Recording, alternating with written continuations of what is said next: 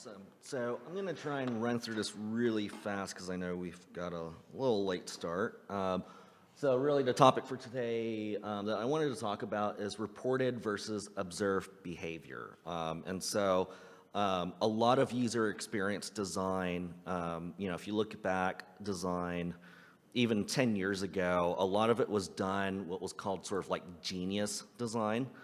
So when you think of genius design, you think of Steve Jobs, which is kind of counterintuitive because Steve Jobs was actually very much used a lot of ethnographic processes to create new products. But we've shifted to being more data-driven, whether it's qualitative or quantitative.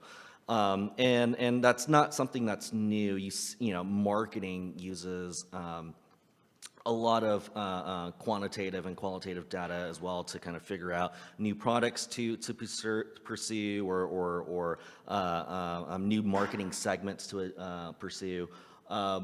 It's not something that's completely new, but in terms of design, it is something that's becoming more and more prevalent. So a little introduction about myself. Most people know me as one of the co-founders of Starspace, which is this building here. But outside of the state, more people know me with my involvement with Project 202. And I'll kind of go over the company history and who we are. Also, because I'm a glutton for punishment, I sit on the board of 2 other tech companies based here in Oklahoma City, and I serve on the board of Techlahoma and Creative Oklahoma.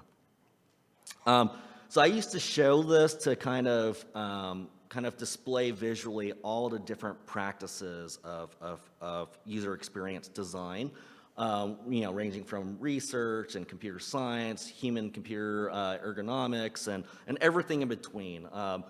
But what I found is once you move into upper level management and become more, quote, strategic and role, really this is my life now.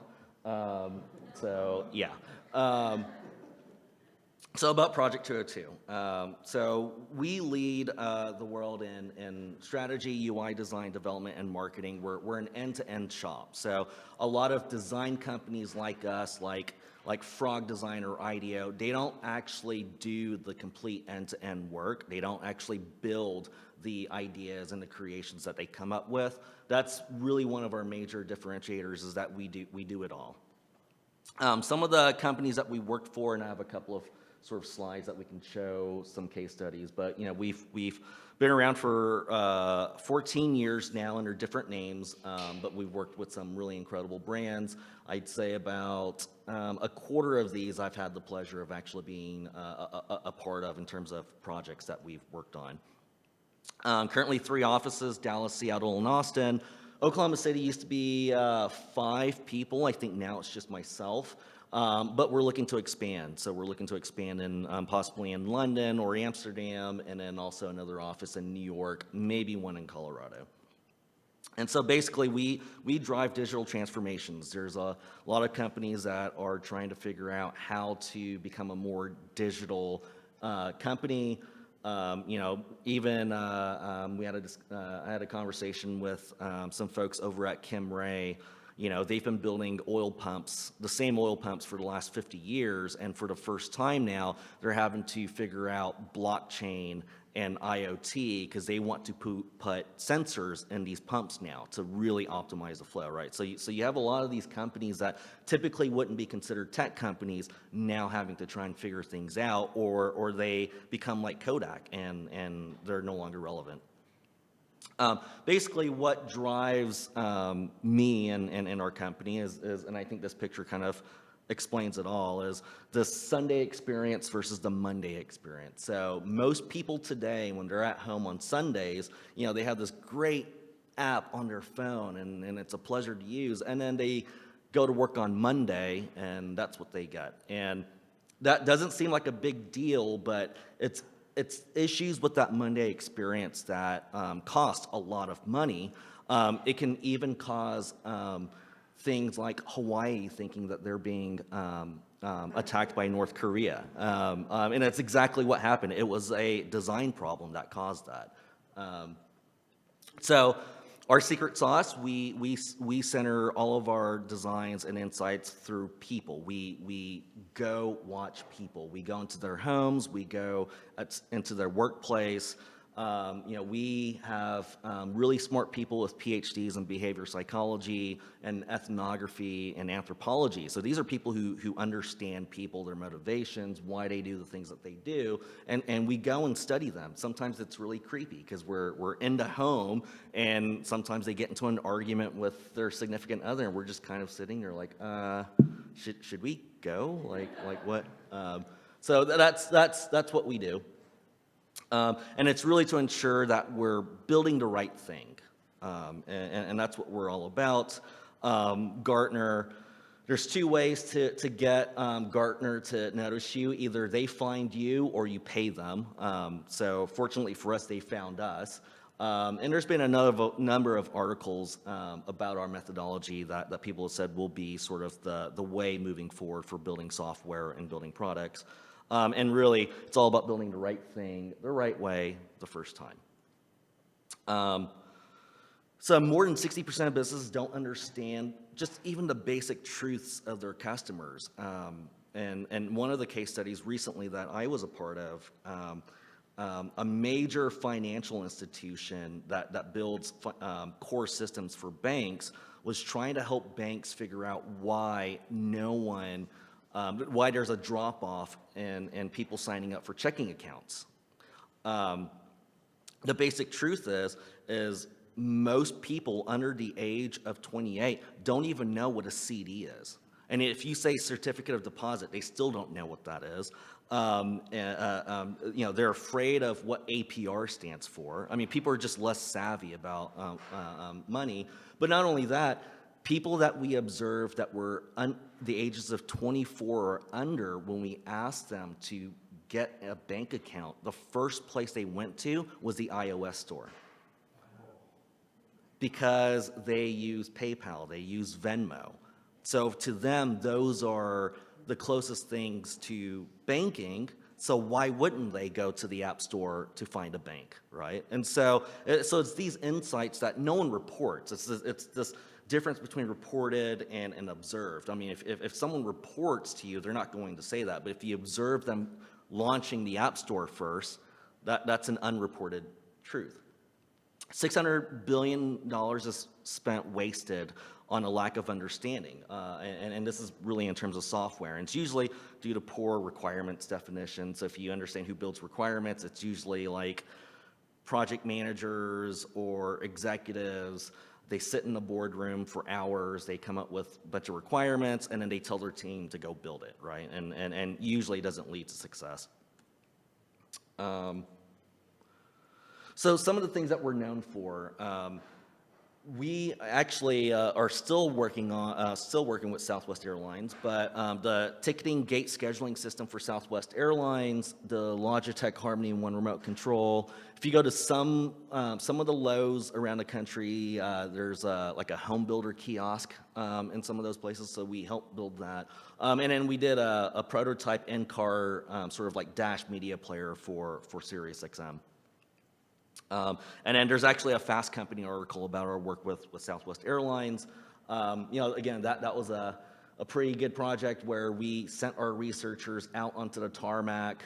And just things, again, we found that they actually had a guy who was paid full time to basically sit underneath this vacuum chute to wait for this message in kind of like when you go to a bank, like those little vacuum things. And basically all the flight operations stopped and could not move forward until this guy received this magical message that came through this vacuum chute, and then he had to manually scan it into a system, and then the flight operations could continue. So if you ever flew on Southwest Airlines about 8 years ago and you had a flight that was seriously delayed, that was why. It's because that guy never got his message from a bottle.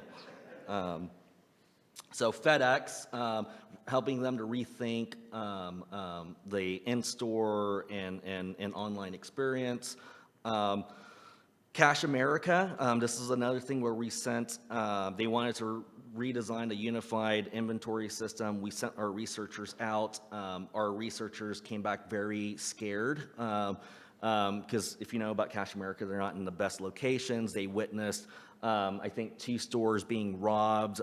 They witnessed 1 store where employees were stealing firearms from the store. So a lot of, I guess, extra insights that we didn't think we were going to find there.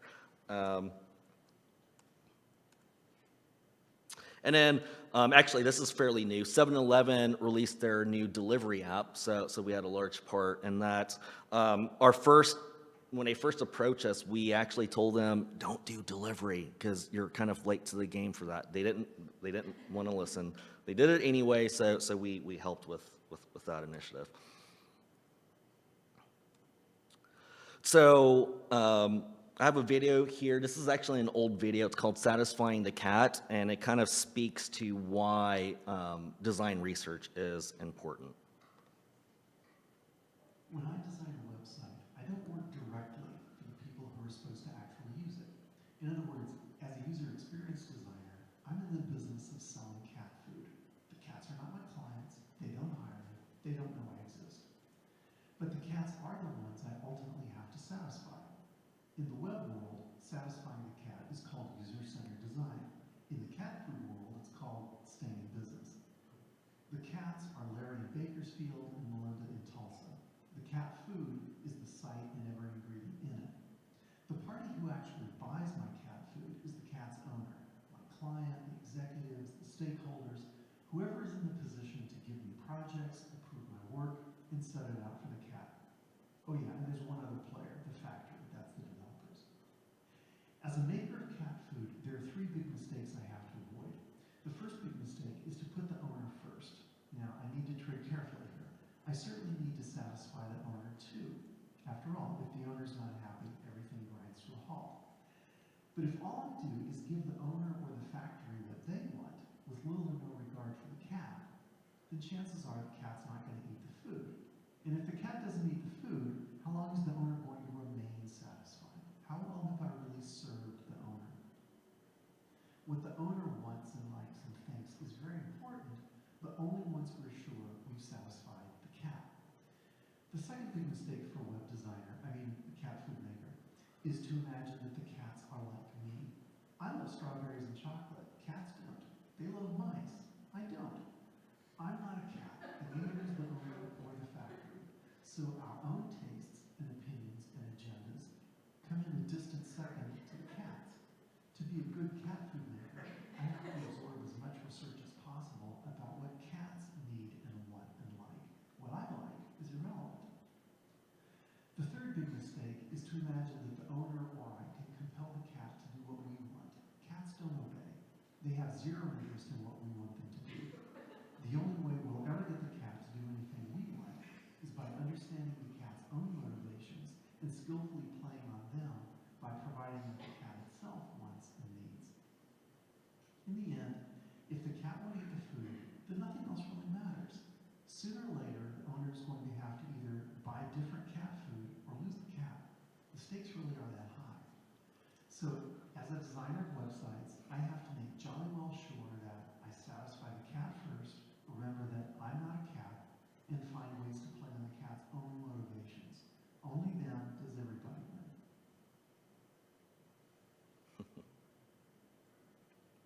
So our approach, revealing reality, this is what we call when we go out and observe users, observe people. It's our entire design research phase.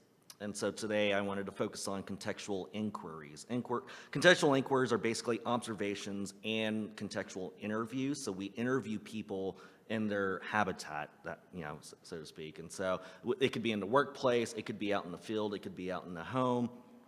And really, it's just more than observing. We really want to know what they're thinking emotionally, what the environmental factors are. We kind of create this graph. I call it the emo roller coaster. They hate when I say that. But basically, we can track if people are happy or sad or frustrated for any given task that they're doing. And so we can plot on a timeline, the journey of opening a bank account where here's when they're happy, here's when they're sad, here's when they're frustrated. And all of those things play into how we solve, craft our solutions and solve that problem.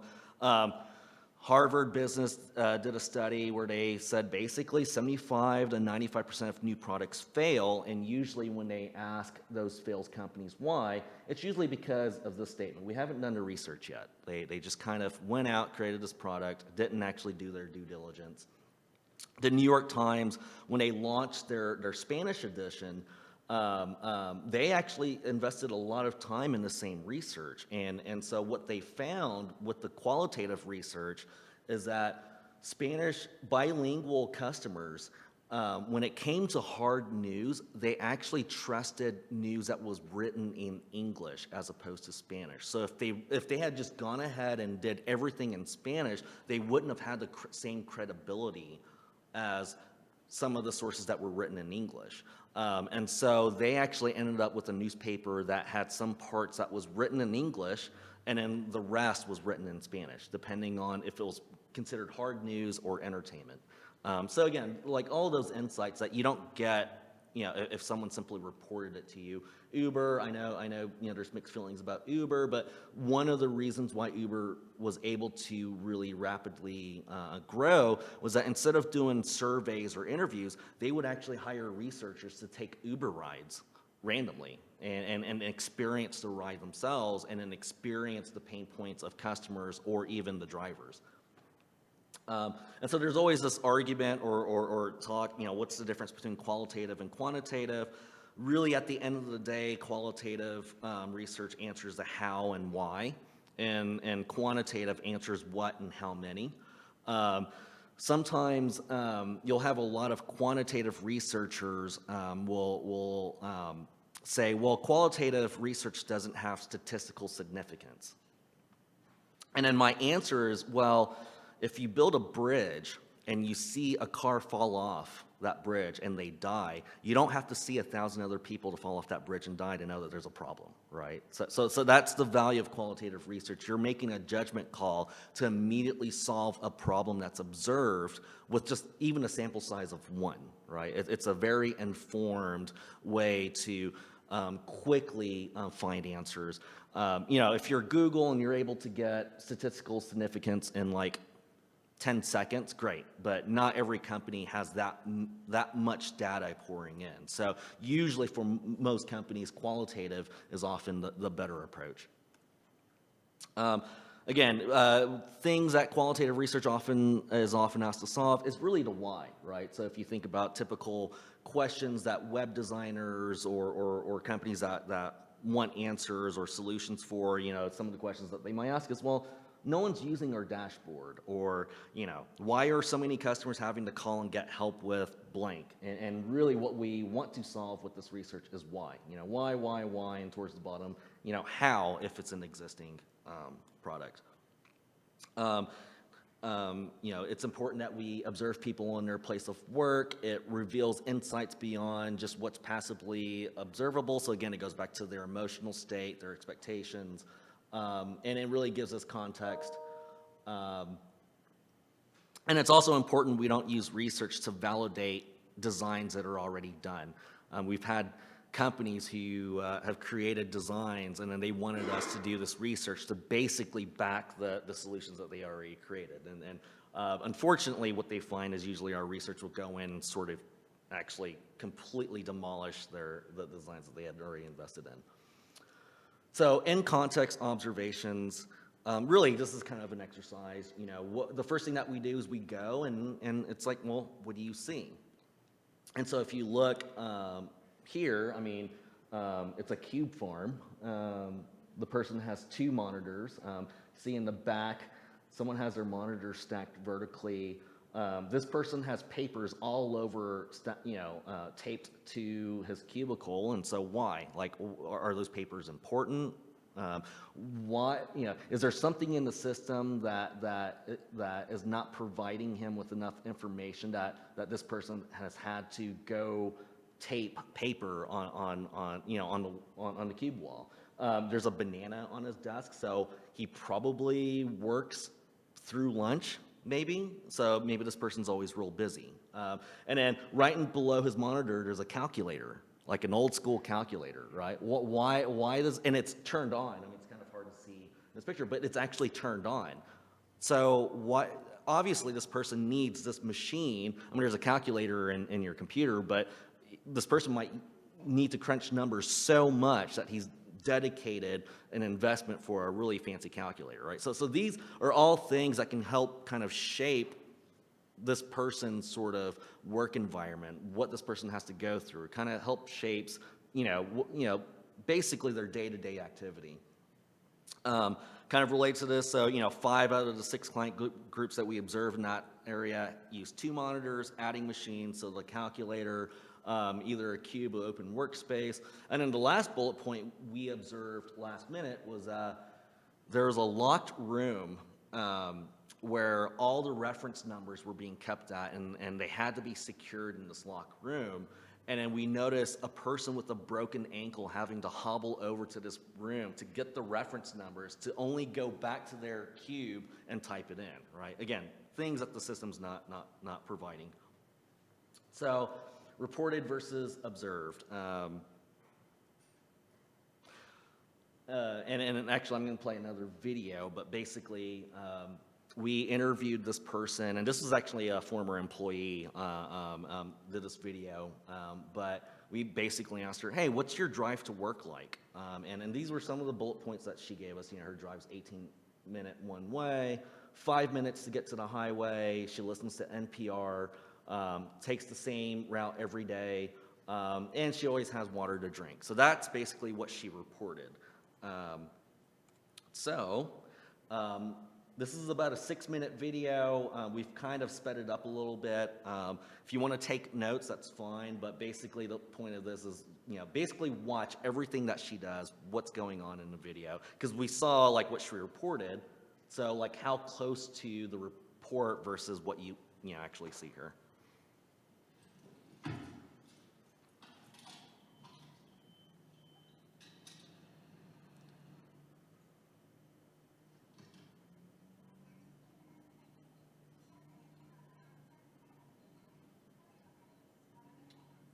One of the things you'll notice, it's really bumpy.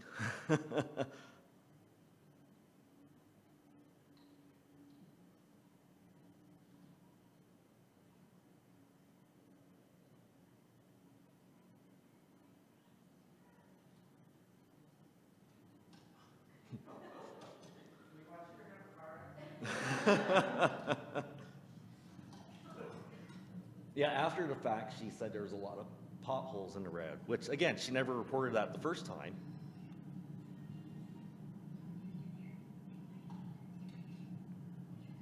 Is that with a camera or a person? Camera. So we didn't. We told her randomly that we were just going to someday put a camera in her car, so she couldn't fake any of this. And she agreed to it. Like, she would leave her keys on the table, and we would tell her, one day we're going to do this. And so we, Is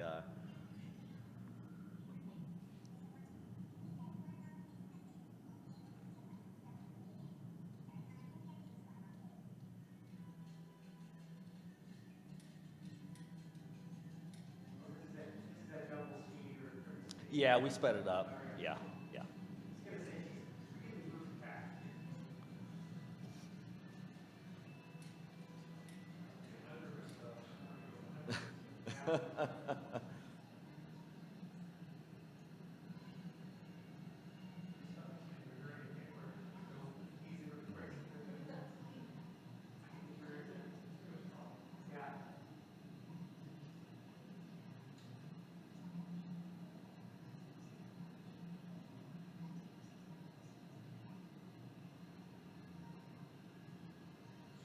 Yeah, I think we actually turned this into a drinking game, the number of times she, How to use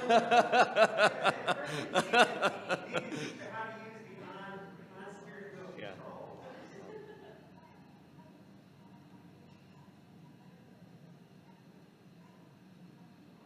Did she use her blinker though?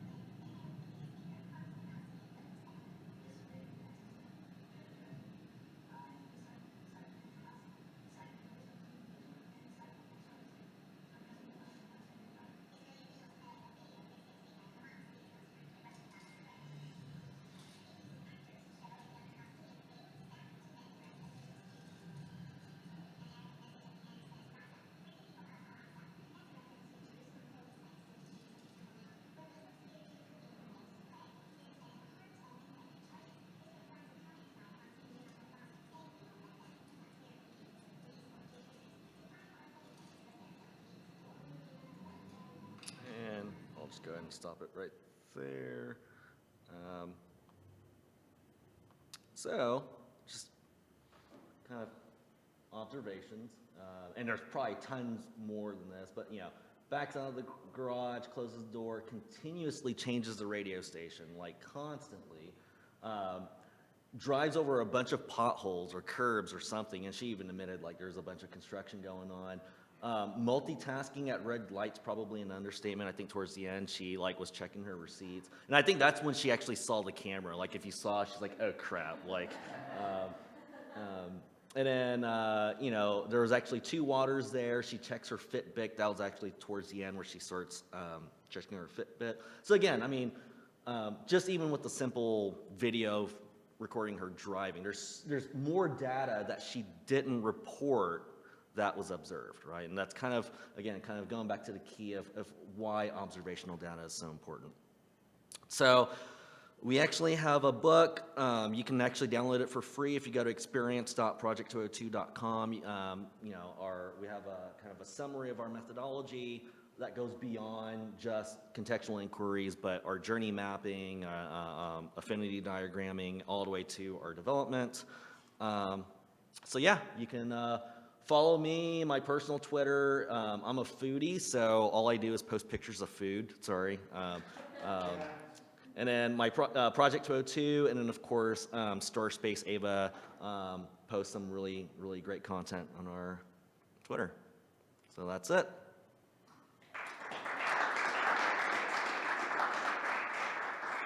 Does anybody have any questions for Tom? So what patterns do you consistently run into with shortcomings as far as your user interface designs and the split between what the user thinks that they need and what it is that actually ends up being the process? What are some common ones you run into? I would say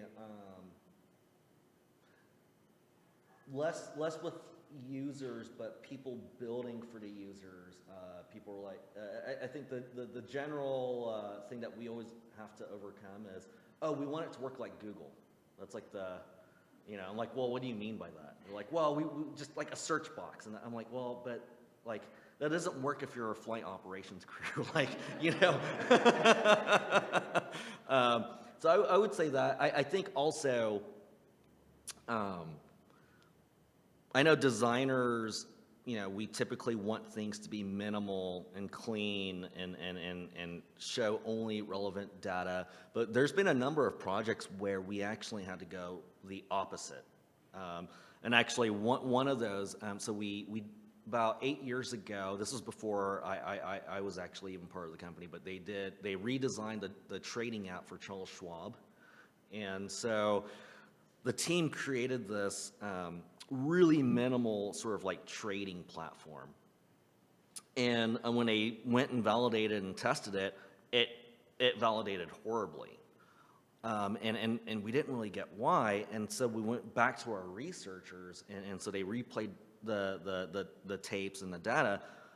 Stock traders kind of have the emotional they're emotionally like a 14-year-old girl when they trade. Like they get really excited and they get really sad and they get really depressed and they get really excited and they want to tell everyone. And so it was really important that also that they seemed important to their spouses or significant other. And so in order to fulfill that emotional need, they needed their screen to do stuff. Like otherwise it just didn't seem real for them emotionally.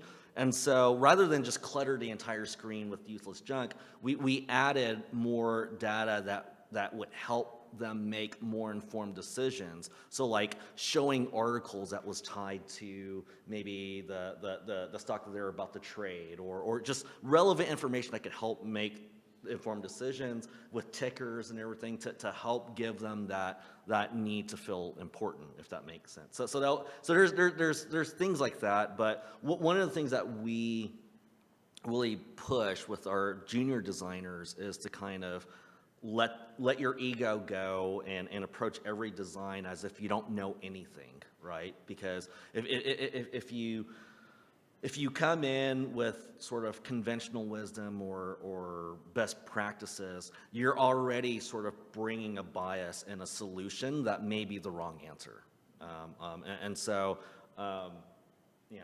our researchers sometimes like to point out whenever our designers come in with a bias. There's always a healthy tension between the two groups.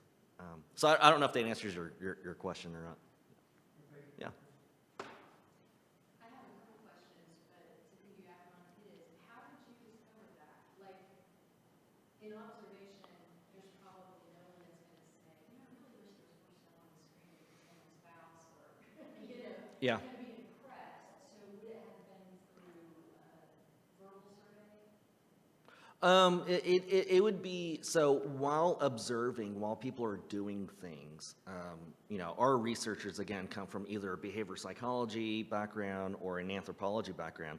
They pick up on cues, and so if they see someone's unhappy or frustrated while doing something, they'll actually stop them and say, hey, I noticed you're struggling there, like, how, what's going on here? What are you thinking? How are you? So we capture that as they're doing the journey. Yeah.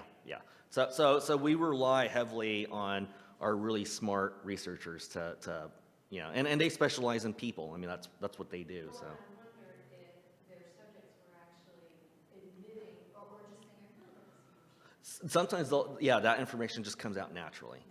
Yeah. I love the talk because my professions are web development and technical writing, but my degree is in anthropology. Okay. Fit really well. The other thing I was going to ask is that whole qualitative, quantitative. So I'll just give an example. I did a technical writing project at a company where the guy who had started the company was sales advertising oriented. So his perfect model of a corporate environment was that very open,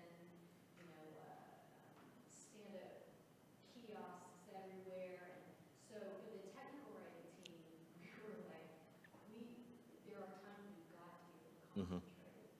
And he was like, no, it's vitally important that everybody have access to everything all the time. So, of course, you're going to have like you to come in and verify it with your researchers, but they actually, so his was to put in like a white noise system. That was his solution, but then it was calibrated wrong. So now everybody was getting these pounding headaches and they're going Oh. to figure out. It was just layer upon layer of very ineffective, troubleshooting. But he was just so convinced that that was the most productive environment. So somebody like that who is so convinced, when they have, let's say, one model on paper and all these like articles or studies that say how important this environment is, and you come into a company and or you come into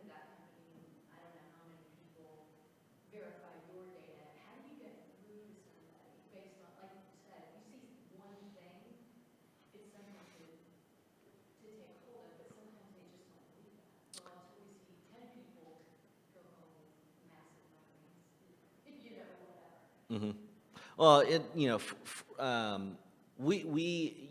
although we don't get like a statistical significance of hundreds or thousands, we still do get enough of a sample size where, if it's a company of 100 or 50, we'll shoot for at least 15, right? So, to give, to kind of back up some of those claims.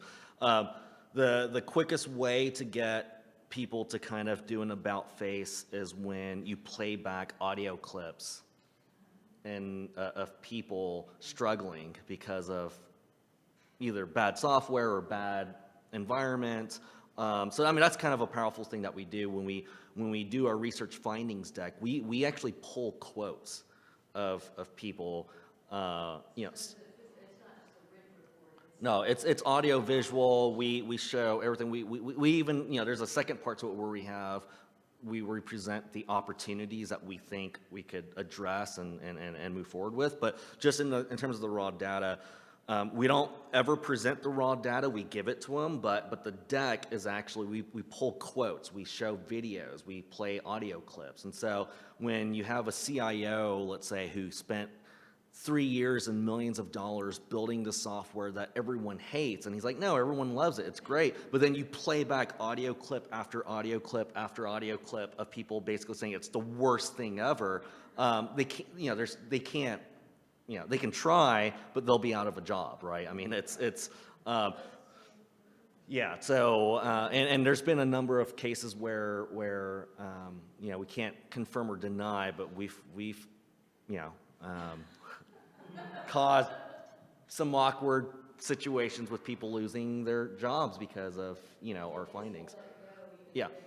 Or it's because of policies that they've put in for years. And so when we highlight the problem, we're always very mindful of not really painting any one person or thing in a negative light. But typically what you'll find in organizations is like, the other peers know, like when you present, like, these are all the things wrong, and here's, and they're like, they can kind of point it back to, oh, well, it's because of this and that, and it's this person. So, that naturally sort of kind of, that's how we approach it, is we present, all of that data to them. Yeah.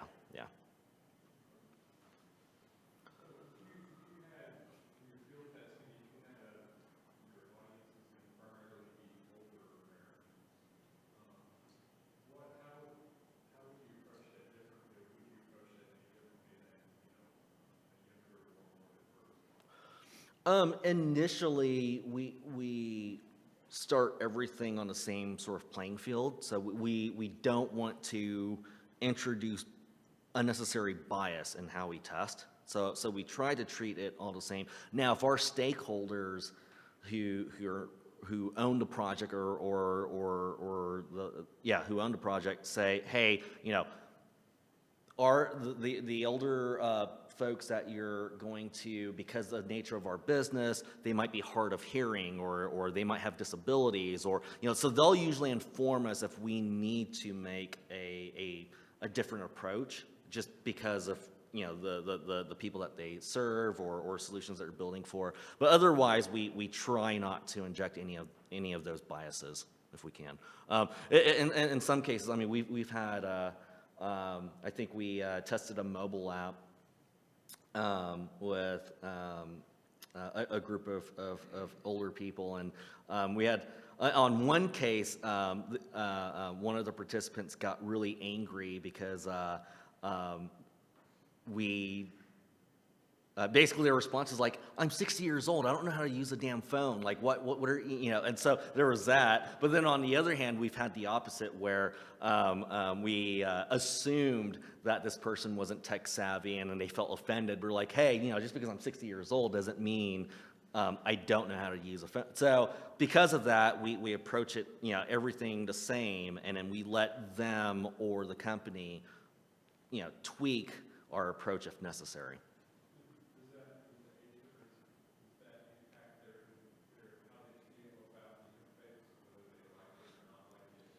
It does.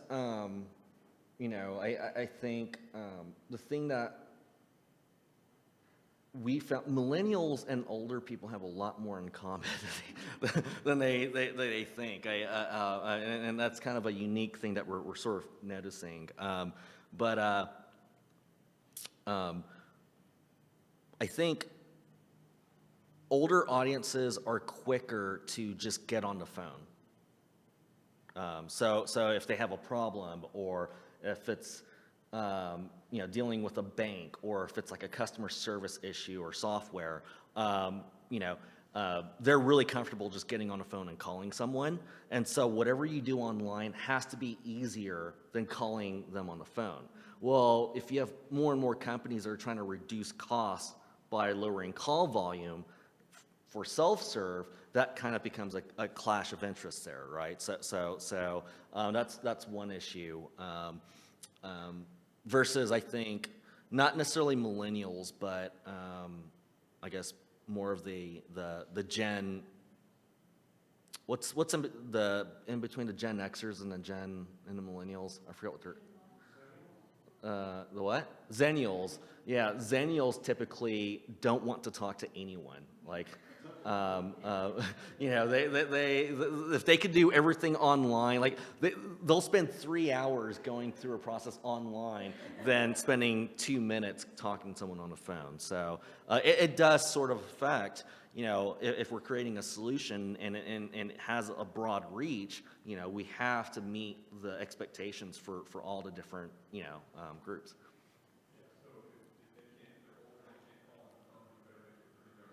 Yeah, it has to be easier than calling on the phone. Yeah. And yet you need to see a response. I think that's the other thing people don't. Yeah. Well, yeah, and I think, some of that can be solved just not even with software, because there's some organizations that can't help. Like there's just a 2-minute wait, right? Or if you talk to someone, it's a minimum of a 24 hours before you get a response or whatever. And so in those things, it's important to actually communicate that. Say, oh, it's going to be a 2-minute wait, and then a minute later, so, oh, you have 1 minute. Well, I mean, that helps alleviate a lot of that. Versus not telling them anything, and you just so there's things that you can do to help alleviate the anticipation. There's a study done by another company. I don't know if you ever noticed, but baggage claims at an airport is always so far away. So there's a reason for that. When they actually built baggage claims to be right next to the gate terminals. And complaints were through the roof, because it actually takes about 5 or 6 minutes to unload the bags from the planes. So people were just standing there idle time waiting for their bags. And so what they did is they actually just moved the baggage claims to be 8 minutes away, so you're forced to walk to it. And people don't get angry when they're walking, right? Because they're having to walk. And so usually by the time you get to the baggage claims, hopefully the bags will start coming. And so that was a thing that they did. Like, there's no way to make unloading the bags faster. So what they did is they just moved the baggage claims away. So people are too busy walking to really think about it and get angry. And so that was kind of, it's kind of related to calls. Yeah. Yep. Have you seen companies that started maybe reported and then onboarding what you guys do, like how they changed their style and approach to starting something or investigating what they're doing, totally have to kind of deconstruct it and reconstruct it because of that?